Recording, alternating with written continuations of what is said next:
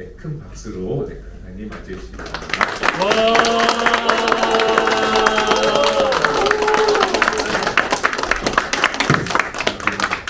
감사합니다.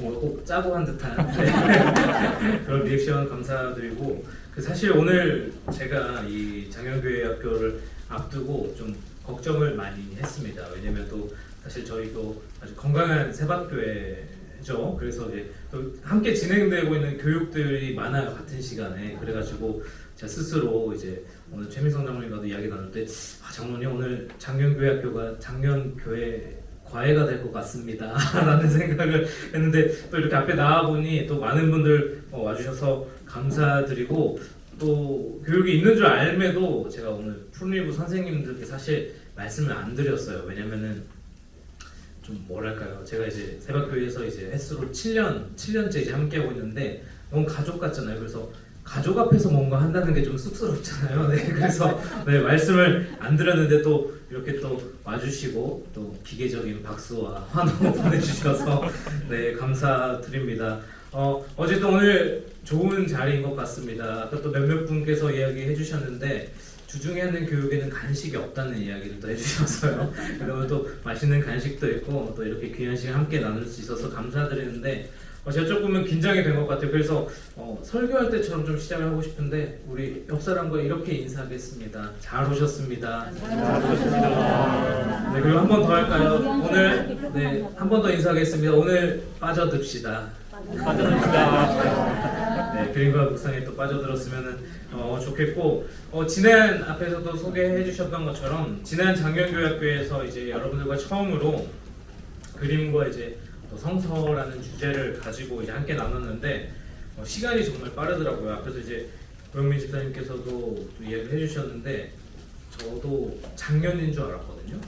근데 재작년이더라고요. 벌써 이제 2년이나 되었더라고요. 어쨌든 그 2년 전에 왜 우리가 그림을 묵상해야 하는지, 또 그걸 바탕으로 이제 화가 렘브란트에 대해서 나왔었죠. 렘브란트에 대해서 함께 나누고 묵상하는 시간을 가졌었는데 어쨌든 벌써 2년이라는 시간이 지났더라고요. 어쨌든 귀한 시간이 주어진 만큼 이번 주와 다음 주 짧지만 큰 은혜와 지혜와 깨달음을 얻는 시간이 되길 소망합니다.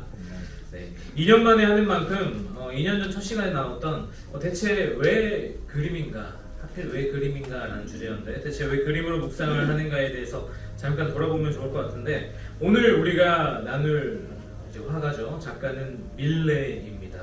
밀레 잘 아시죠? 근데 오늘 이런 생각을 했어요.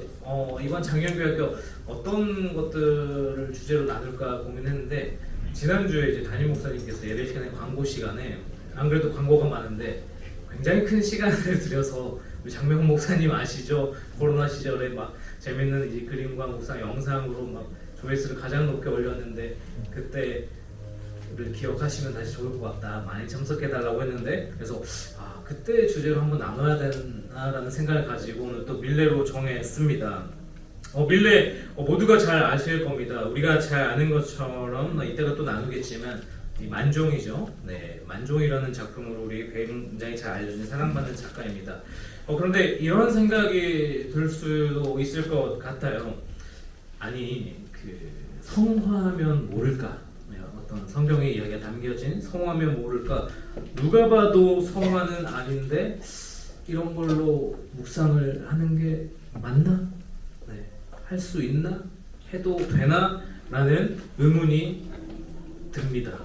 네, 이런 의문이 이따가 해주셔도 됩니다. 네, 이런 의문이 들지 않는다면은 이제 세 가지 이유로 들 수 있겠는데, 첫째는 굉장히 마음이 넓으시거나, 두 번째는 아니면은 신학적으로 모든 것을 이제 뛰어넘으셨다거나, 세 번째는 그렇게 크게 어떤 생각이 없으시거나, 이 중에 하나일 것 같은데, 우리 담임 목사님께서 이제 설교하신 것들을 이제 잘 더듬어 보면은 어떤 설교 성경의 이야기뿐만 아니라 책의 이야기, 또 문학 작품의 이야기, 아니면 뭐 드라마나 아니면 어떤 좋은 프로그램에 대해서 거기서 착안해서 이제 설교와 좀 연관지어서 우리가 잘 이해할 수 있도록 이끌어 가시죠. 네, 그리고 저도 이제 청소년들과 말씀을 나눌 때 이런 그림을 가지고 나누기도 하고, 저희 선생님들 그렇죠. 네, 그림을 가지고 나누기도 하고 또 아이들이기 때문에 요즘 웹툰이라고 하잖아요. 만화 네, 그런 것들을 나누기도 하고 또 뭐 드라마 또 뭐 유튜브 뭐 이런 것들을 가지고 아이들에게 성경을 조금 더 입체적으로 이해할 수 있도록 전하곤 합니다. 이와 같이 이러한 방법으로 이제 메시지를 전하는 것을 가리켜서 문화신학이라고 합니다. 네, 문화신학이라고 합니다. 신학자 폴 틸리는 이렇게 이야기를 합니다. 한번 마음속으로 읽어주셔도 좋을 것 같아요. 예술과 철학, 네, 수많은 양식들, 또 예술가가 선택한 주제가 무엇이든지 그 예술가의 예술적 형식이 얼마나 강렬하든지 희미하든지 그 시대의 궁극적 관심을 벗어날 수 없다. 이렇게 폴 틸리는 이야기를 했습니다. 이 말을 조금 쉽게 바꿔서 이야기를 한다면 하나님이 만드신 이 세계잖아요. 하나님이 만드신 이 피조 세계 안에서 일어난 일들이기 때문에 그 하나님 품을 벗어날 수가 없다. 이 피조 세계를 우리는 벗어날 수 없다는 것을 말합니다. 그 사람이 종교를 믿든 믿지 않든 하나님을 믿든 믿지 않든 그 세계를 벗어날 수 없다는 이야기입니다. 그래서 여러분들 아마 뭐 기억하시는 분도 있겠지만은 그 영화 설교로 이제 유명하신 이제 하정환 목사님이 계세요. 이제 거의 매주 이제 그 영화를 이제 성서적으로 해석해서 이제 설교하시는 분이 계신데 예전에 그 네이버에 검색어 서비스가 있을 때 한번 검색어에 이게 올랐었어요. 명량, 네, 명량, 영화 명량, 네, 영화 명량, 네, 이순신 장군 그리고 하정환 명량 뭐 이렇게 올라왔었습니다. 왜 올라왔을까요? 네, 말이 많았습니다. 네. 네, 아무리 그래도 명량은 아니지 않냐, 뭐 이순신이 뭐 예수님이란 말이냐, 뭐 이런 이야기들이 많았습니다.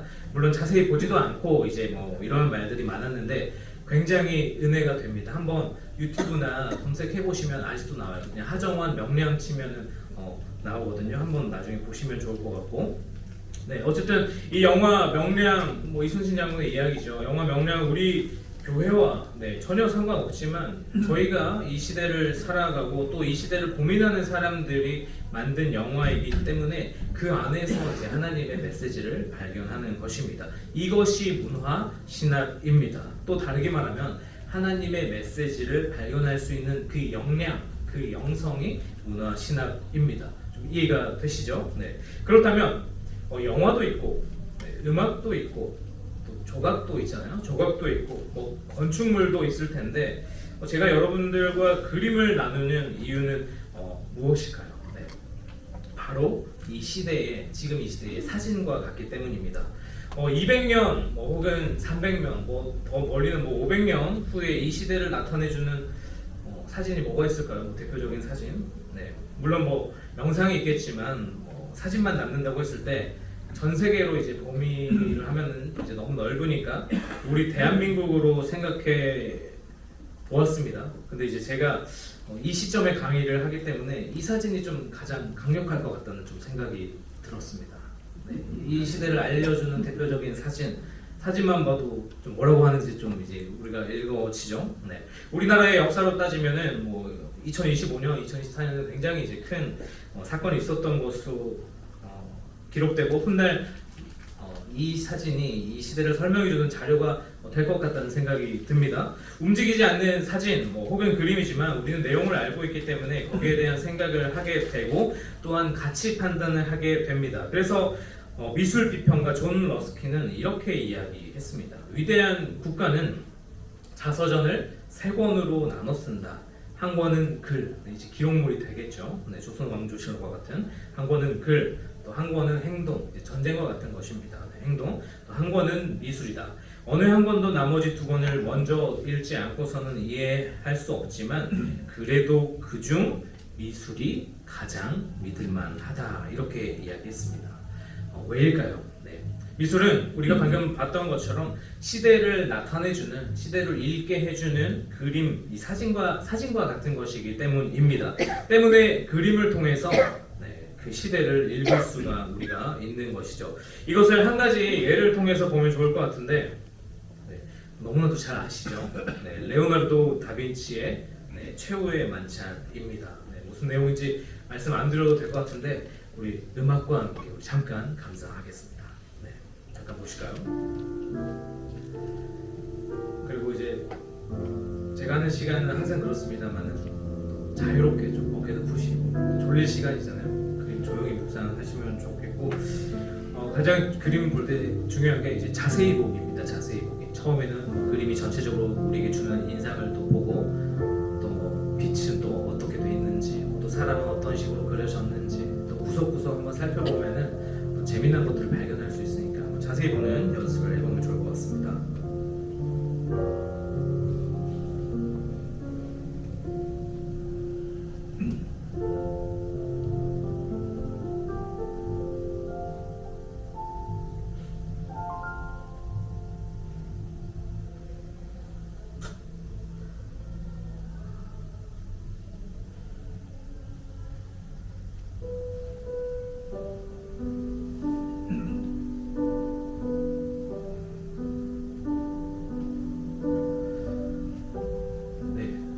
하필 이 타이밍 자장가가 나오네요. 네, 다음은 이제 또 다른 라스트 서퍼, 또 다른 최후의 만찬입니다. 같은 제목이에요. 최후의 만찬입니다. 한번 보시겠습니다. 루카스 크라나흐라는 이제 작가의 그림인데요. 한번 또 천천히 보시겠습니다. 주무시면 안 됩니다.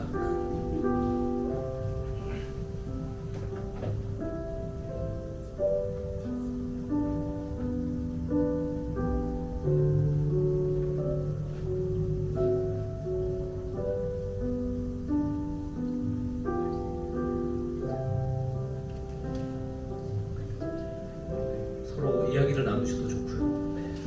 자유롭게.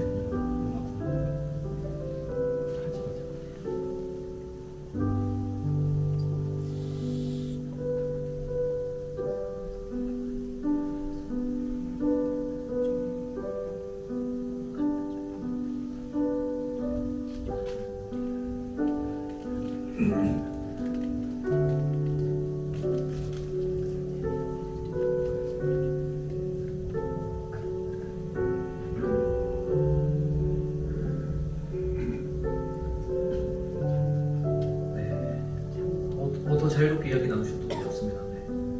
이야기 서로 나누신 분들은 또 제가 또 질문을 하기 때문에 자유롭게 의견 또 나와주시고.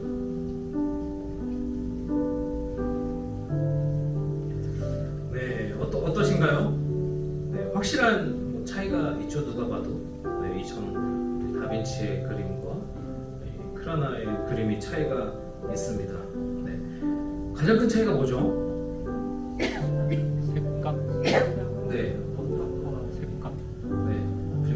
색감을 또 이야기해 주셨고 인원수, 사람수, 인원수, 사람수, 식탁, 야외 실외. 저 그 생각은 못했는데 야외 실외 또. 이 자장가 음악을 저희가 이겨내야 됩니다. 예수님의 위치도 좀. 그렇죠. 예수님의 뭐 빛이 도는 이제 그런 거기도 위치. 하고. 그리고 이거는 이제 사실 조금 복원을 해놓은 그림이고, 이거는 실제로 지금 거기 성당에서 점점 이제 벽에 그려진 그림이기 때문에 거의 지워져 가고 있습니다. 하루빨리 여행 가서 보시면 좋을 것 같고, 많은 분들이 이제 이야기해 주신 것처럼 먼저 이 자리를 앉는 구성, 쉽게 말해서 식탁이 이제 다르죠. 이제 다빈치의 것을 우리가 뭐 여러 번 뭐 봐왔듯이 이제 일렬로 쭉 앉아 있는데, 이제 크라나흐, 루카스 크라나흐의 그림은 둥그렇게 앉아 있습니다. 이 크라나흐는 왜 이렇게 그랬을까요? 크라나흐가 다빈치보다 이제 후대의 사람입니다. 활동 시기가 이제 한 60년에서 70년 그 정도 이제 활동 시기가 좀 차이가 나는데, 다빈치는 이제 1400년대 중반부터 1500년대 초까지 이제 활약을 했고 활동했고, 그 이후에 이제 크라나흐가 활동했습니다. 그리고 이 작품을 1565년에 그립니다. 사실 역사 속에서 보면은 뭐 70년이라는 시간은 이제 얼마 안 되는 시간이지만, 이 두 사람을 가르는, 다빈치와 크라나흐를 가르는 역사에 아주 큰 사건이 있죠. 무엇일까요? 바로 1517년 마틴 루터의 종교 개혁입니다.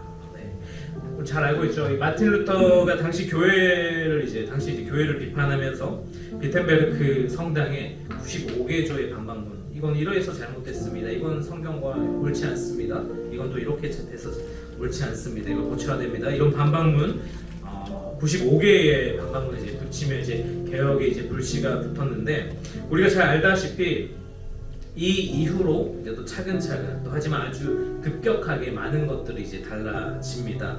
가장 대표적인 것이 이 성경이죠. 네, 성경입니다. 그 이전에는 이제 사제들만, 뭐 지금 말로 이제 신부들만 이제 라틴어로 된 성경을 이제 볼 수 있었고, 또 일부 뭐 일반 저희와 같은 사람들은 아예 성경을 접할 수조차 없었는데, 종교개혁 이후에 이제 번역을 통해서, 독일어로 번역을 통해서 많은 사람들이 자신의 성경을 갖고 직접 볼 수 있게 되었습니다.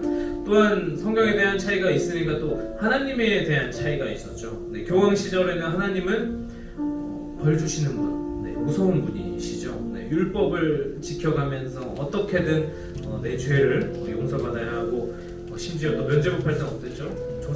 이미 돌아가신 조상들의 이제 죄까지 용서받아야 하려고 노력해야 했습니다. 그러나 종교개혁 이후로는 율법이 아닌 오직 믿음으로 주님과 나와의 관계를 통해 믿음으로 성장했습니다. 그래서 이 루카스 크라나흐는 예수님과 함께하는 이 식사의 자리를 이렇게 원형으로, 종교개혁 이전의 다빈치와는 이 대조적으로 그린 것입니다. 주님은 벌 주시는 분이 아니다, 함께 사랑으로 아우르시는 분이다, 이렇게 고백을 하는 것입니다. 그래서 이 루카스 크라나흐가 그림을 어디에 그렸을까요? 종교개혁이 시작된 이 비텐베르크 성당 재단화로 이렇게 그렸습니다. 참 의미가 깊죠? 또 여기서도 재밌는 게 있어요. 아까 또 정말 자세히 봐주셔가지고 야외에서 또 그렸다, 이런 색감이 다르다, 이런 것도 이야기했는데, 이 원형이 원래 그 공동체 의미를 담고 있잖아요. 이 원형 공동체에 몸을 제대로, 마음을 제대로 못 담고 있는 한 분이 있죠. 누구죠?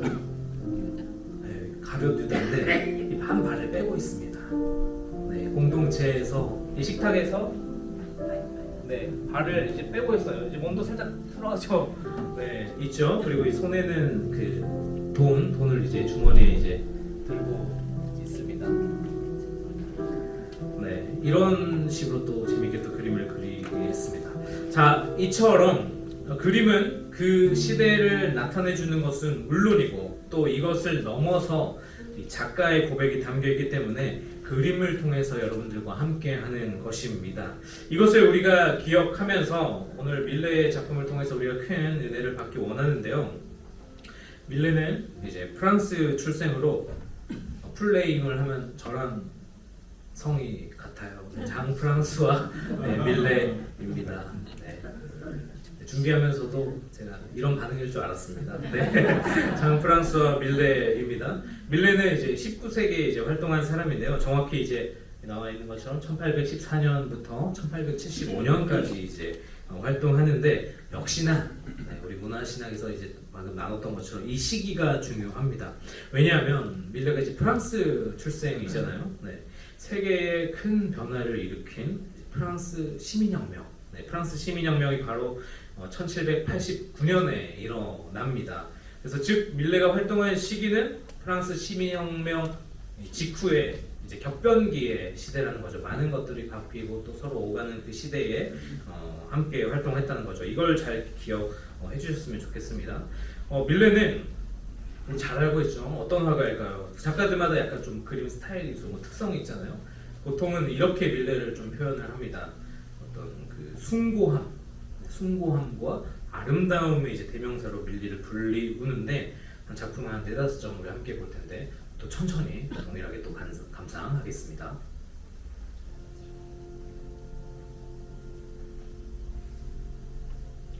밀레의 만종이죠.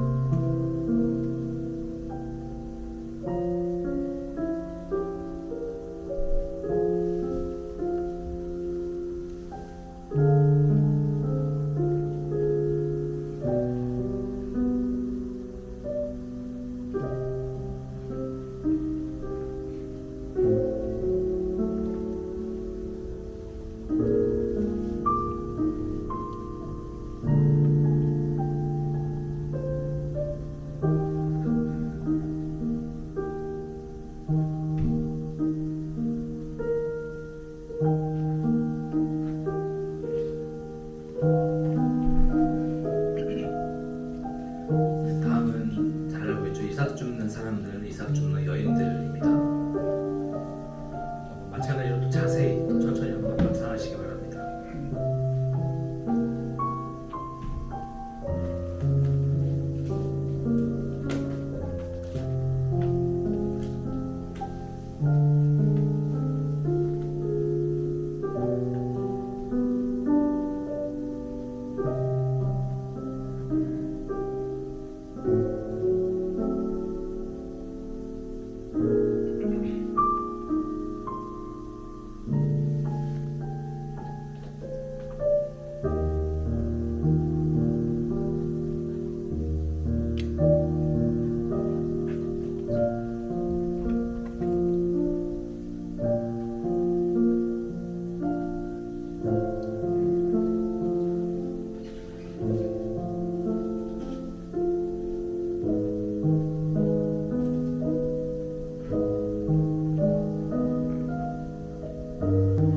다음은 낮잠입니다.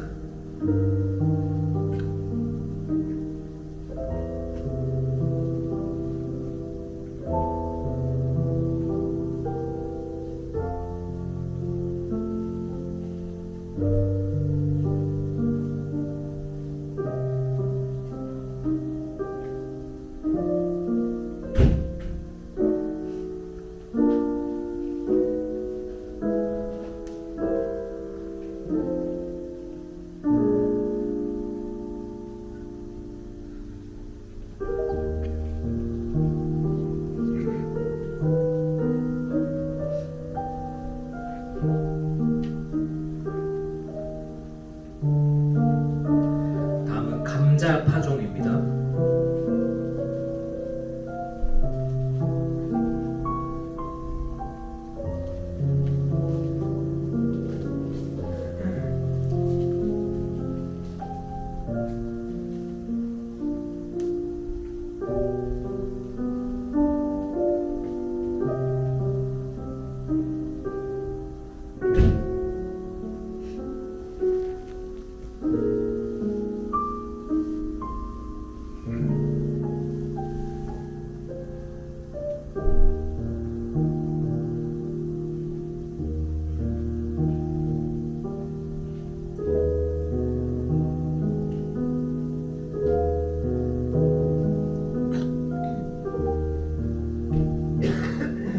다음은 메밀 주스입니다.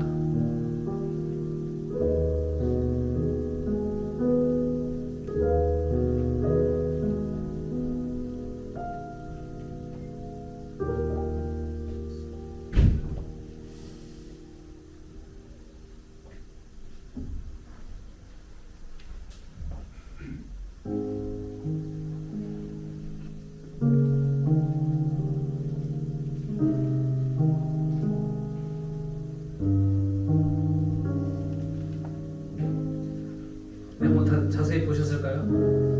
네, 우리에게 또 익숙한 작품도 있고 이런 그림도 있었구나 하는 것도 있었을 텐데 역시나 그 숭고함과 네, 그 대명사답게 보기만 해도 좀 뭔가 엄숙해지고 네, 가슴 한켠이 좀 따뜻해지지 않습니까? 네. 그런데 이때 당시의 반응들은 어땠을까요? 살짝 음악 좀 줄여주셔도 될 것 같습니다. 네, 이때 당시의 반응들은 지금 저희와 같은 반응이 아니었습니다. 그 당시의 분위기는 이랬습니다. 죄송합니다. 네, 아니 미친놈 아니야? 네, 이랬습니다. 이때 당시는. 네. 아니 이런 사람이 다 있어? 네. 왜냐하면 이 종교개혁도 그렇고 우리나라도 마찬가지였지만 이 프랑스 시민혁명도 단 한 번에 뭐 성공하지는 않았죠. 성공할 수도 없고. 그래서 이런 의견들이 있었어요. 이거 아니다. 다시 우리 계급 사회로 돌아가자. 안 된다. 우리는 자유를 가질 권리가 있다. 네, 이렇게 두 가지의 의견이 팽팽하게 계속해서 대립했습니다. 그리고 심지어 프랑스 주변의 유럽 국가들은 프랑스 너네들 예전으로 다시 돌아가야 된다. 너네들 예전이 낫다. 이렇게 주장하기도 했습니다. 자기 나라의 이제 민심에도 영향을 이제 끼쳤기 때문입니다. 이때까지 이제 쌓아놓은 계급과 부가 한 번에 이제 무너질 수 없으니까 이제 그런 이야기들이 많이 흘러나왔던 거죠. 그래서 높은 자리에 있는 사람들은 나라의 민심이 흉흉한 것을 항상 좀 예의주시하고 있었는데 밀레가 이렇게 사회의 가장 밑바닥의 사람들을 그리기 시작한 것입니다. 그런데 사실 농민을 그렸던 사람은 밀레만이 아니었어요. 굉장히 많았습니다. 조상화 그린 사람들도 있고 다양한 사람들 있잖아요. 농민들을 그린 사람은 밀레만이 아니었습니다. 그런데 밀레의 그림은 다른 사람들의 그 같은 그림과는 달랐습니다. 뭔가 이상했습니다. 우리 작품도 잠시 한번 또 자세히 또 감상하겠습니다. 네. 키질하는 농부입니다.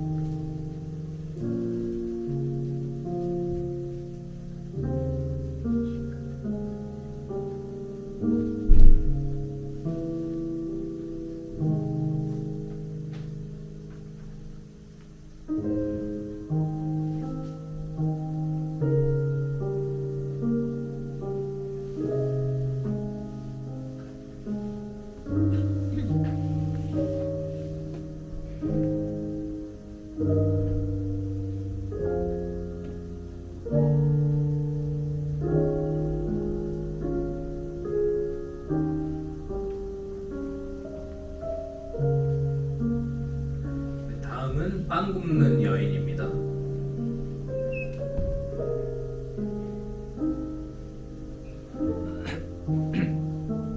또 자유롭게 또 서로 이야기 나누면서 또 감상해 주셔도 좋습니다.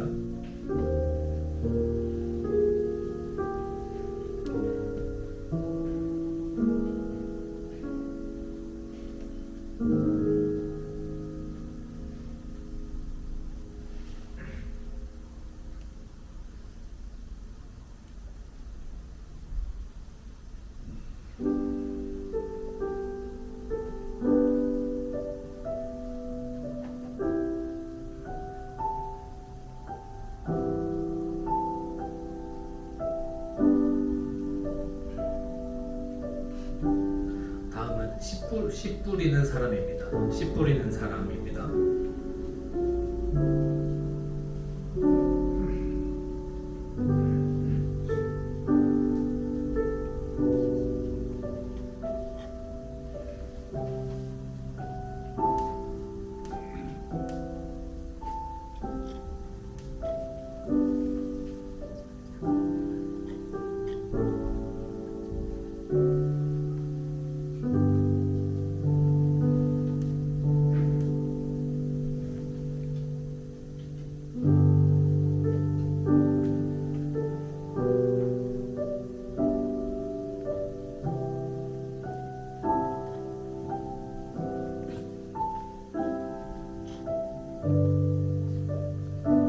네, 잘 보셨을까요? 어떤가요? 네, 혹시 이윤정 원장님 아까 이 부분 대사님 뭐라고 말씀하시던데? 사는 게 너무 고단해 보이고 사는 게 너무 또 고단해 보인다. 또 혹시 뭐 다른 키가 우리나라 거랑 너무 다르네. 키가 우리나라 거랑 너무 다르다. 달라요? 넓적이가 이렇게 저는 삼태기 같이 확실히 그 문화적 차이가 있나 봐요. 저도 이제 사실 그 키를 경험을 못 해봐가지고 이제 그 부분은 몰랐는데 우리나라와 또 너무 다르다. 또 삶이 또 고단하다. 어떻게 권사님 뒤에 열심히 토론 중이시는데 갑자기 숨어 제 시야에서 사라지시네요. 권혜경 원장님인데요. 네. 얼굴을 잘 표현을 안 하고 눈은 더 안 보여요. 얼굴을 잘 표현 안 하고 그러네요. 눈은 또 잘 안 보이고 다른 것도 마찬가지네요. 네. 그러네요. 정말 감사합니다. 네. 저는 모든 생각이 자유롭습니다. 근데 저는 이제 이 그림을 보면서 이런 생각을 했습니다. 좀 뭔가 어색하다. 네, 어색하다는 생각을 했어요. 이게 뭐 어떤 그림의 뭐 구도로서 어떤 뭐 자세나 이런 표현들이 어색하다인 게 아니라 어쨌든 농민들인데 뭐 씨 뿌리고 뭐 빵 굽고 뭐 키질 하는 건데 이렇게 좀 과장돼서 원래 이렇게 막 하나? 네, 몸도 막 그렇고 이제 빵 굽는 여인인데 뭐 오른팔 한번 좀 보시겠어요? 근육이 막 어마어마 사실 뭐 하잖아요. 네. 네, 이 키질하는 사람도 저 사실 안 해봐서 모르겠지만 그렇게 막 무겁거나 막 무거워요? 아니에요. 네. 그렇게 이제 무겁거나 이러진 않을 것 같은데 막 이렇게 막 하는 거잖아요. 골라내는 건데 온 힘을 다해서 꼭 그 헬스할 때 운동기구 드는 것처럼 약간 좀 이렇게 좀 표현을 해놓은 것 같다는 생각을 들었습니다. 좀 너무 오버한 거 아니야? 좀 너무 과장한 거 아닌가라는 생각을 했습니다. 네. 그런데 그게 사실 맞았습니다. 네. 밀레가 왜 남들이 보기에 이상하게 생각될 만큼 역동적으로 조금은 과장되게 좀 그렸을까요? 네. 밀레는 그때 당시 사람들이 생각하기에 농민을 계급의 가장 밑에 있는 노예로 본 것이 아니라 가장 숭고하고 또 필요하고 아름다운 일을 하는 이 세상을 변화시킬 사람, 구심점이 되는 사람들로 보았기 때문입니다. 그래서 바로 프랑스 시민혁명의 영웅들처럼 그렸습니다. 이 그림들을 보면 좀 쉽게 이해가 되실 거예요. 아주 잘하는 그림이죠. 또 외젠 들라크루아의 민중을 이끄는 여신이라는 작품입니다. 한번 보실까요? 시민혁명을 이제 상징하는 그림이죠. 민중을 이끄는 자유의 여신이라는 그림입니다.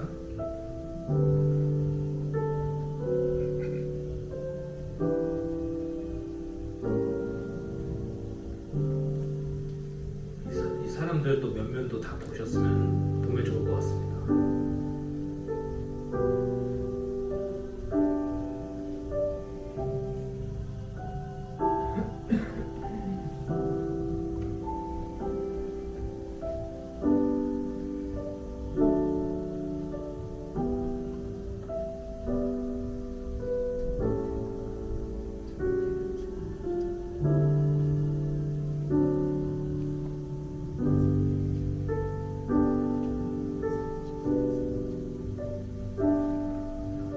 다음은 또 시민혁명을 표현한 그림인데 도미에라는 작가의 봉기입니다. 봉기. 봉기를 일으킨다고 할 때 그 봉기입니다.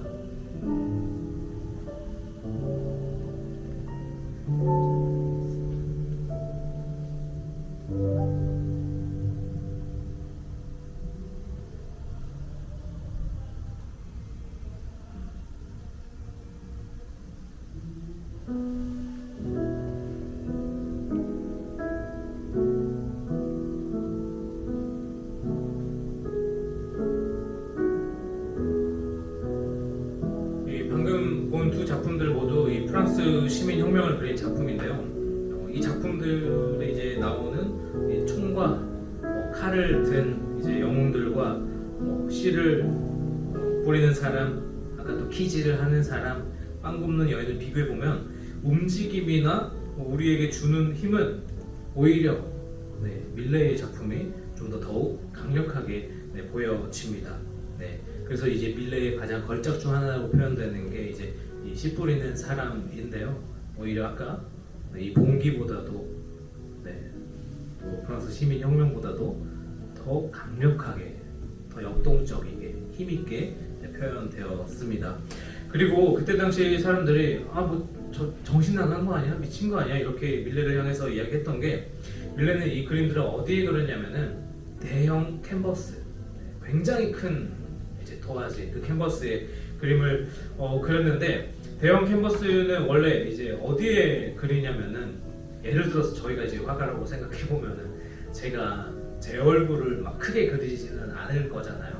그냥 뭐 한 이 정도 사이즈나 보통 일반적인 액자 사이즈에 그릴 것 같아요. 그래서 그때 당시 이제 뭐 대형 캔버스 구하기도 쉽지 않고, 근데 어디 대형 캔버스는 그래서 보통 어떤 신화들을 그릴 때, 신화들을 표현할 때, 아니면 뭐 역사적 나폴레옹 황제가 이제 대관식하는 뭐 그런 그림들 어느 정도냐면은 막 높이가 막 6m, 7m 막 이래요. 폭도 막 5, 6m, 막 8m까지 되는 그림도 있고, 네 그런 대형 캔버스에 네, 이런 밀레는 이제 좀 그렸습니다.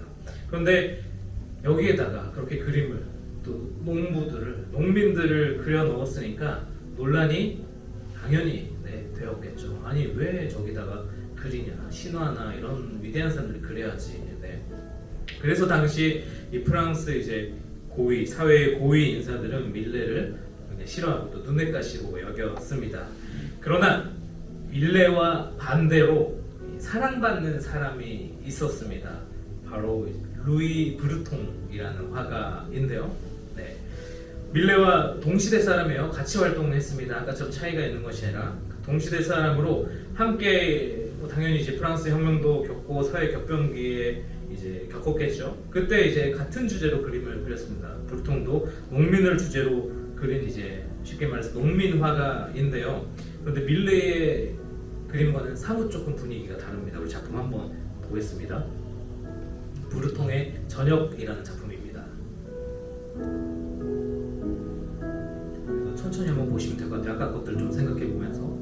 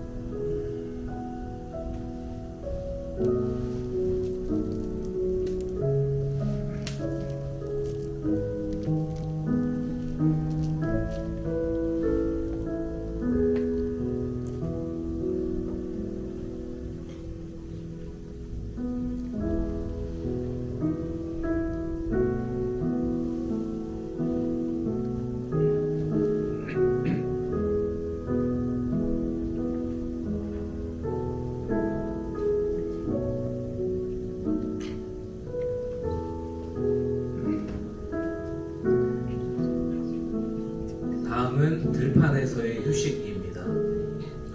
아까 그 낮잠 그림과 약간 좀 대조되죠. 한번 또 자세히 보시면 좋을 것 같습니다. 들판에서의 휴식.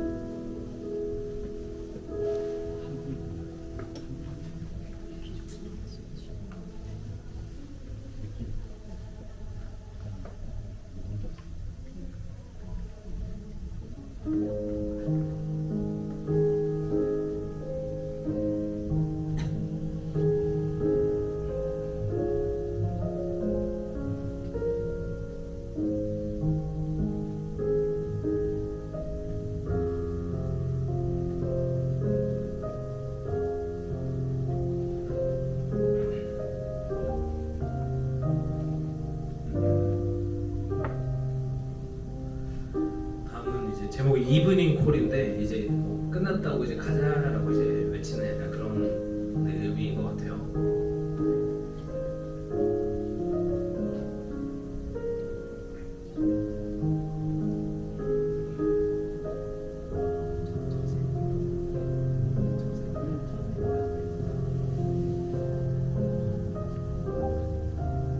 자 이렇게 이야기 나누시고 또 졸리시면 어깨도 돌리시고 천천히 봐주시면 되겠습니다.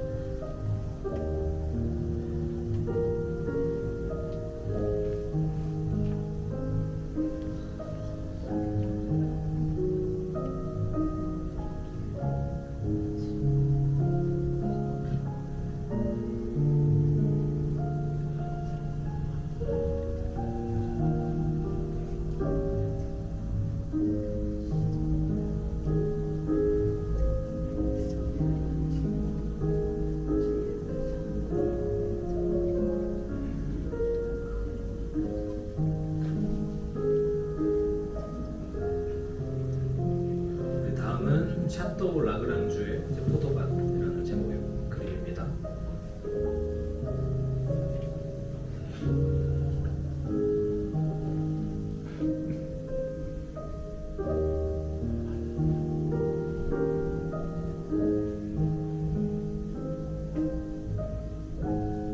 이게 다 브루통의 그림들입니다.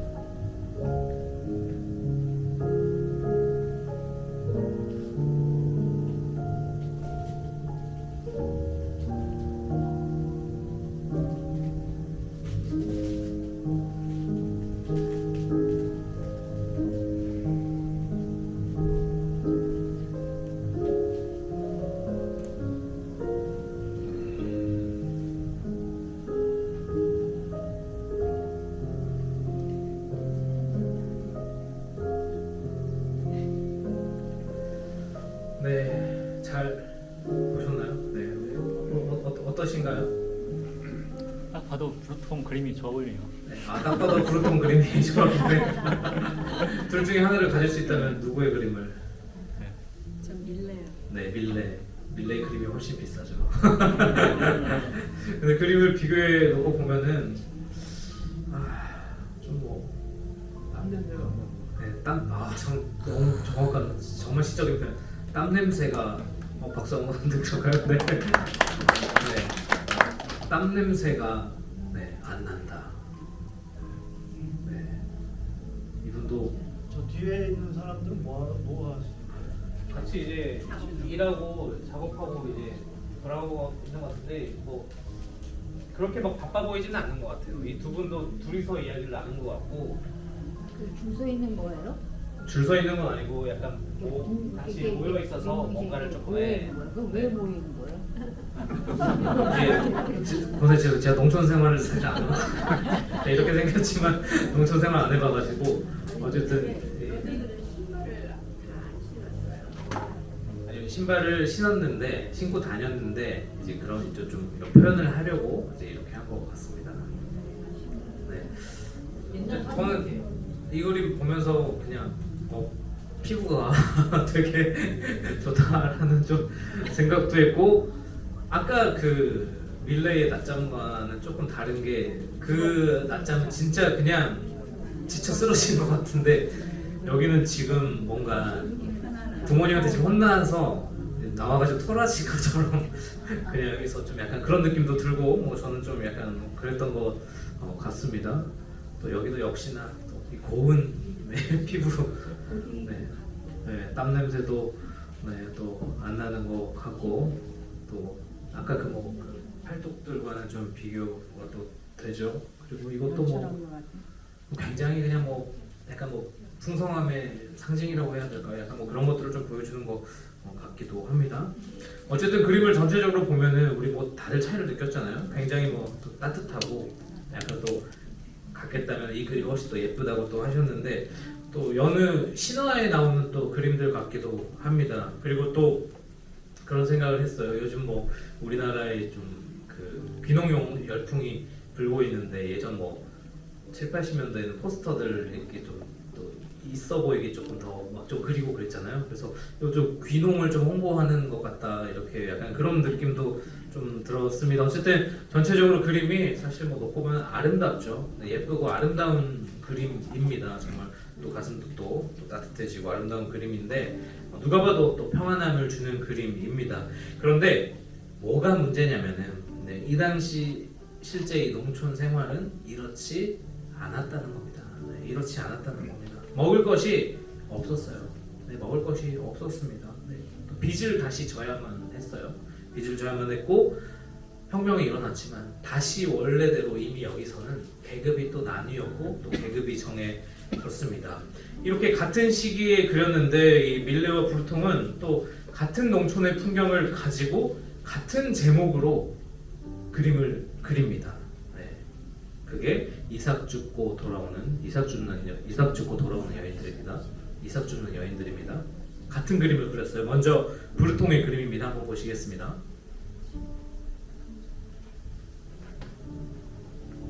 다 부자.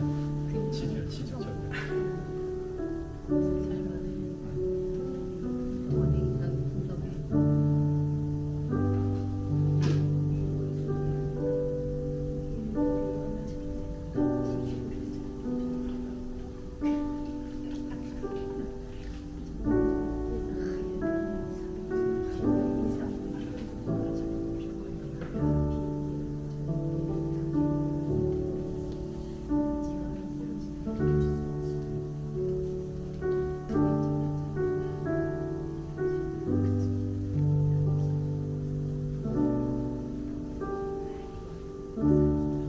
브루통의 이삭 죽고 돌아오는 여인들.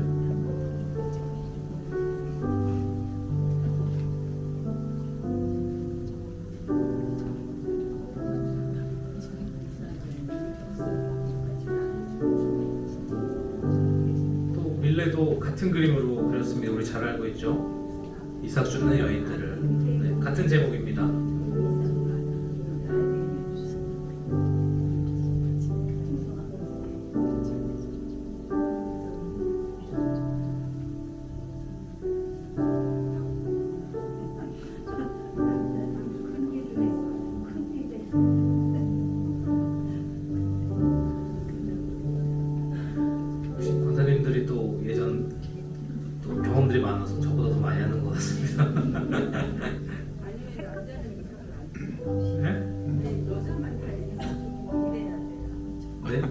여자들만 왜 이랬냐고요? 아 그쵸 맞아요. 근데 이때 당시 뭐 더 심했겠죠 사실. 네, 잘 보셨나요? 네, 굉장히 막 많은 이야기들이 오고 갔는데 아주 좋습니다. 네, 브루통의 그림 보면은 뭐 자신의 브루통의 다른 이제 그림들처럼 아까 봤던 것처럼 또 밝고 굉장히 풍성하죠. 또 말씀해 주셨는데 이제 지주다, 네, 지주 같다, 네, 이런 이야기를 했고 저도 잘 모르겠지만 이게 이삭이 맞나 그냥 수확한 거 아닌가라는 좀 생각을 하기도 했습니다. 그런데 어쨌든 딱 확연하게 차이가 나는 것처럼 밀레는 이 그림을 통해서 당시 농촌의 이 힘든 상황을 있는 그대로 고발하고 있습니다. 브루통의 이제 그림들과 비교해 보면은 이미 또 마음으로 또 느끼셨지만 나오는 사람들의 모습이 누가 봐도 확연하게 다르죠. 아마도 자세히 보셨겠지만 딱 그 힘들 때 나오는 자세잖아요. 네. 한번 손 색깔도 한번 보시겠어요? 네, 시커먼 맞죠. 그리고 허리도 예전에 저 어릴 때 저희 할머니도 사실 이렇게 굽으셨었는데 허리를 굽고 디테일 이렇게 보시면은 우리 그때 이렇게 이제 하잖아요. 짚고 이렇게 하시고 제일 또 오른쪽 분 손 보면은 무릎을 또 짚고 있습니다. 굉장히 힘들 때 이렇게 또 자세를 하죠. 또 옷도 사실 뭐 보면은 아까 옷들과는 다르게 뭐 굉장히 더럽고 지저분 합니다. 또 아까 또 이야기해 주셨지만 표정도 뭐 잘 표현 좀 안 됐습니다만 누가 봐도 밝은 표정은 아니죠. 네. 그런데 이 브루통의 여인들은 어떤가요? 아름답습니다.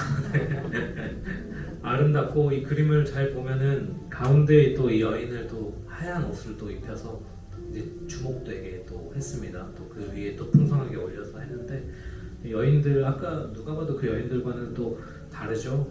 네. 그리고 또 또 외모 가지고 비교하면 안 되는데 누가 봐도 또 얼굴들도 좀 아름답게 또 표현이 되었습니다.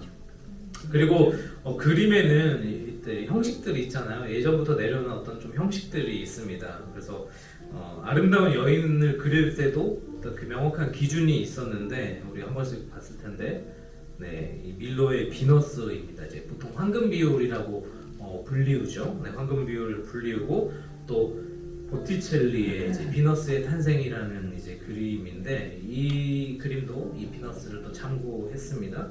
브루통의 이 여인이 이를 착안해서 그렸습니다. 그래서 자세가 좀 눈에 이제 좀 들어오시죠. 네. 그런 자세들이 좀 이제 구도들이 그런 형상들이 브루통이 이 여인을 참고해서 이렇게 아름답게 착안해서 그렸습니다. 그러니까 한마디로 정리하면은 아름다움에 정확히 부합하는 그 기준들을 이제 모아서 이제 방식들을 고려해서 그렸다는 것이죠.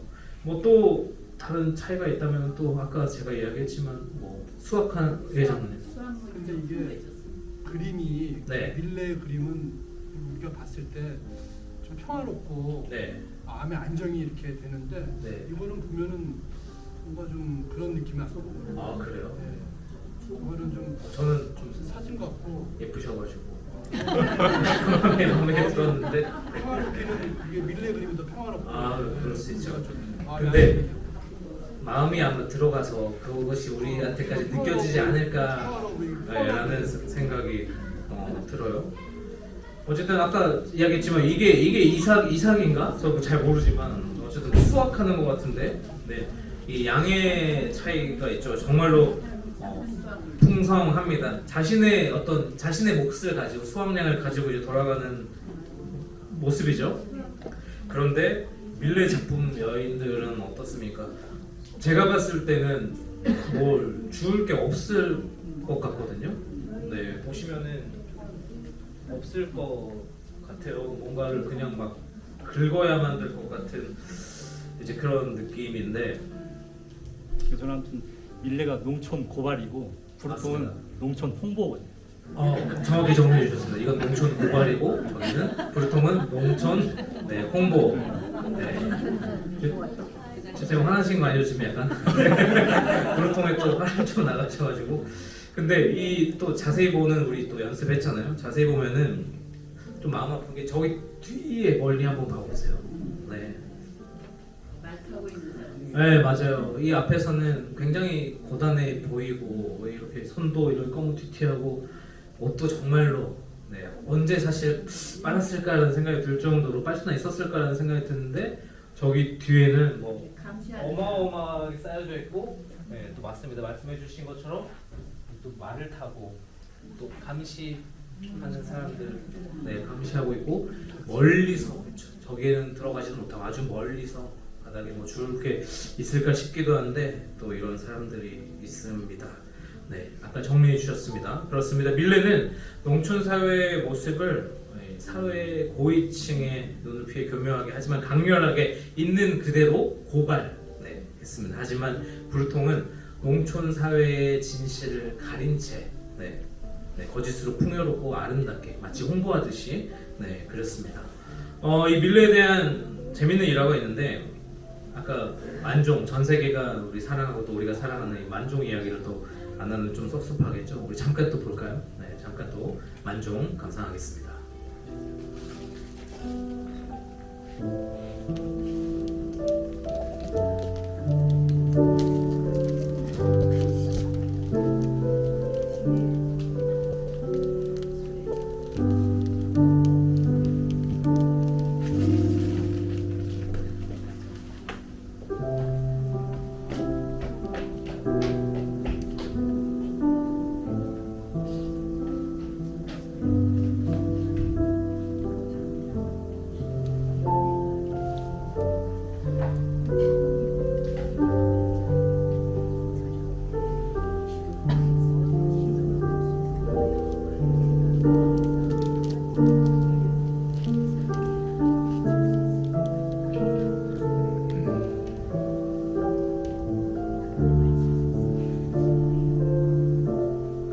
네, 잘 보셨을까요? 너무나도 잘 알고 있는 작품이죠.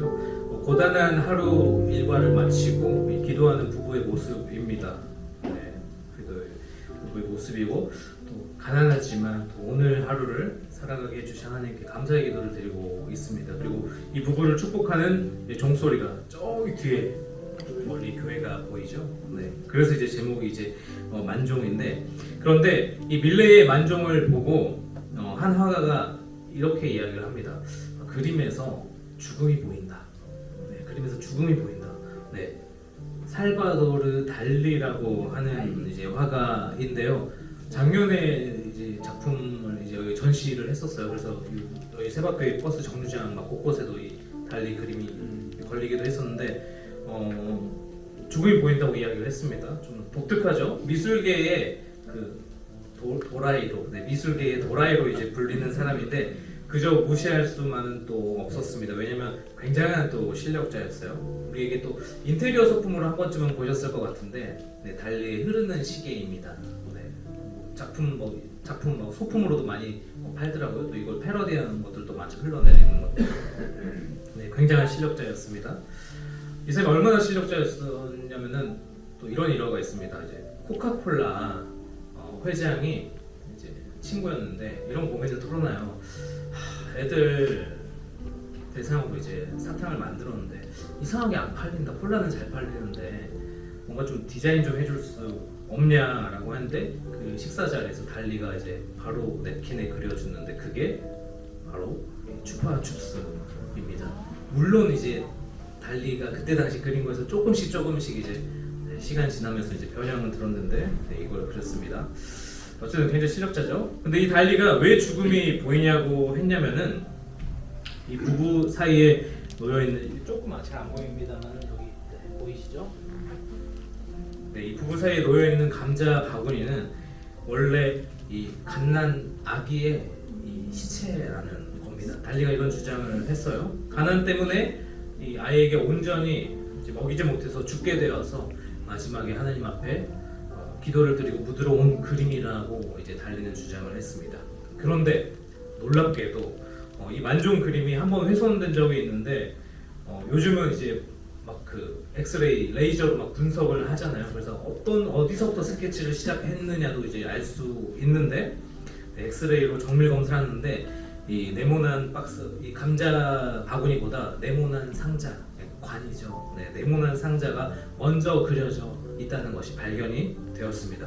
그래서 밀레가 아이의 시신으로 그렸다가 이제 나라의 해코지를 당할까봐 친구가 감자 바구니를 위에 덧대 그렸다는 이야기가 있습니다. 물론 정확한 진실은 밀레만은 알 텐데 밀레는 우리가 나눈 것처럼 농민 화가였고 사회의 정의를 밝히려고 힘썼던 화가이기 때문에 충분히 그럴 수 있다는 이 가능성의 이야기로 다가옵니다. 오늘 많은 작품들을 보시고 또 이야기를 정말 또 활발하게 해주고 저한테 이야기를 해주셔서 다음 주 더 준비해 와야겠다라는 제가 생각지도 못한 질문도 받았는데 네, 어떤 묵상이 좀 되셨는지요? 네, 아마도 여러분들 이제 각자에게 하나님께서 주시는 음성 또 메시지가 있을 겁니다. 놓치지 않고 마음에 새기고 잘 기억했으면 좋겠는데요. 저도 이 오늘 밀레와 불통의 그림을 보면서 또 이번 강의를 준비하면서 다양한 음성을 하나님께서 주셨습니다. 남유다가 멸망할 때 멸망을 앞둔 시기에 하나님은 우리를 벌하실 것이다. 우린 죄를 짓고 있다. 우리 그래서 회개해야 한다고 외쳤던 예레미야. 반대로 그 같은 상황인데 하나님은 그럴 뿐이 아니다. 인도하시는 분이다. 그럴 리가 없다. 우리는 지금처럼 살아가도 된다. 이렇게 평화만을 외쳤던 또 하나냐 거짓 선지자도 있습니다. 또 그리고 또 주위의 손가락질도 묵묵히 하나님의 일을 노력했던 노아도 떠올랐습니다. 그리고 같은 여리고 성을 보고서도 12명 이제 갈렙과 여호수아와 나머지 10명의 정탐꾼들의 반응이 달랐죠. 네, 그 이야기도 또 묵상하게 되었습니다. 그런데 제가 이 밀레라는 화가에 집중하다 보니까 창세기 3장의 말씀을 묵상하게 되었습니다. 우리 함께 읽어볼까요? 내가 흙으로 돌아갈 때까지 얼굴에 땀을 흘려야 먹을 것을 먹으리니 네가 그것에서 씨앗을 입었습니다. 너는 그리니 흙으로 돌아갈 것이니라 하시니라. 아멘. 밀레는 이렇게 고백했습니다. 나는 화가이기 전에 농부이다. 네, 밀레는 스스로를 이렇게 이야기했습니다.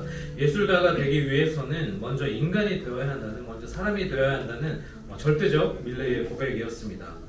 우리는 모두 하나님의 섭리대로 땅에서 수고를 해야만 하죠. 당연히 해야만 합니다. 밀레가 사는 이 당시도 그렇고 지금 우리가 사는 시도 마찬가지로 하나님의 기본 섭리 중 가장 중요한 것이 무시받고 또 홀대받기 때문에 계급이 생기고 또 직업에 귀천이 생기고 이 세계가 돌아가는 중에 문제와 갈등이 생기고 있다고 생각합니다.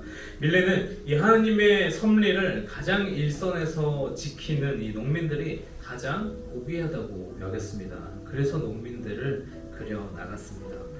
저는 우리 또한 마찬가지로 생각합니다. 하나님은 계속해서 우리에게 말씀하시고 또 호소하시고 부탁하시는데 우리가 그 음성을 들으려면은 밭을 가는 농부가 돼야 할 줄 믿습니다. 네, 우리 예수님께서 말씀하신 밭에 대한 4가지 비유 잘 아시죠? 길가, 돌밭, 또 가시, 덤불, 또 좋은 밭. 네. 그런데 여기서 중요한 것은 누구 밭이 더 좋냐, 어디가 좋냐는 것이 아닙니다. 씨는 어디에나 동일하게 뿌려진다는 것입니다. 길가라고 해서 안 뿌려지는 게 아니잖아요. 더 갈아야 되는 것이죠. 때문에 씨가 어디에 떨어지는지 관심을 갖는 것이 아니라 네 밭은 지금 어떤 밭이냐 이거에 관심을 두는 것이 아니라 우리 모두는 하나님의 자녀로서 밭을 갈아야 한다는 것, 그것이 바로 그리스도인이라는 것을 잊지 않길 원합니다. 또한 우리가 밀레의 고백을 기억했으면 좋겠습니다. 우리 모두 모이신 분들 교회 안에서 직분들을 가지고 있죠. 또 그리고 교회 밖에 나가면 또 사회에서도 또 여러 가지 자리에서 여러 가지 이름으로 살아갑니다. 그러나 저로 예를 들면은 목사가 되기 전에 그리스도인이 사람이 농부가 돼야 한다는 것이죠. 또 여러분들도 다 각자의 자리보다 앞서서 먼저 그리스도인이 되길, 사람이 되길, 농부가 되길 원합니다. 그래서 우리는 무엇이기 전에 그리스도인 주의 자녀 네, 오늘 밀레와 불통 이렇게 저희 묵상을 함께 나눔으로 마치겠습니다. 네, 감사합니다.